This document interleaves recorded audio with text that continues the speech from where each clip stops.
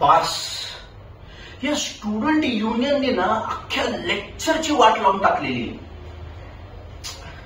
अरे शिक्षणाच्या घरात ही नेतेगिरी कशासाठी पाहिजे हो? आणि यांचा साला तो नेता तरी कोण? आर्यन असेल बहुतेक.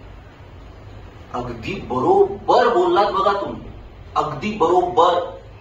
मिस कनिका, तुम्हाला या कॉलेज पॉलिटिक्स मध्ये जास्त इंटरेस्ट दिसतोय. छे हो, तो त्या प्रियाचा बॉयफ्रेंड आहे ना.